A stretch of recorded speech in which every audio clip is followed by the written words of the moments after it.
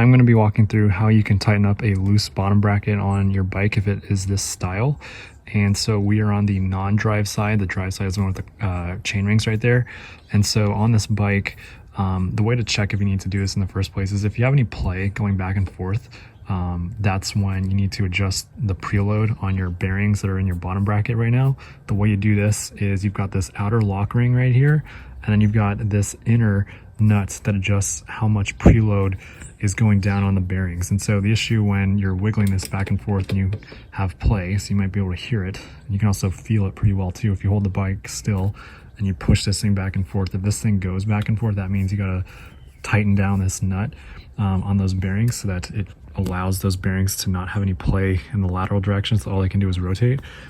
So the way to do this is, number one, you're going to want to loosen this lock ring, and the way you can do that, two ways. You can use a flathead screwdriver just like this, put it into one of those notches, and then you hammer it. Make sure you're hammering this in the lefty loosey way, so counterclockwise, to get it loose. Or you can use a vice grip and put the vice grip around this thing. If you got a vice grip that's big enough, you should be able to also just rotate this thing. And so sometimes these things can be pretty seized on. So those are two methods you can use. And you just want to be really careful with this stuff because the bottom bracket's a pretty important part of the bike. And if you strip it, bad things will happen. But so break this lock nut loose. And then once you've done that, you hold this lock nut in place while it's loose, and you will be tightening down clockwise this inner nut right here.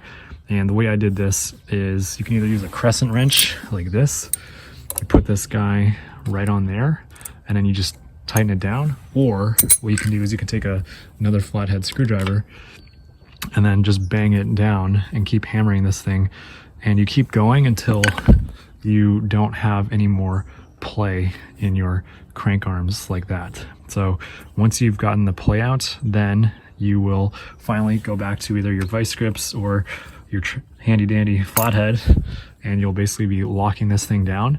And once you've done that, you're good to go. You don't need to worry about taking any of the plastic covers off or these bolts.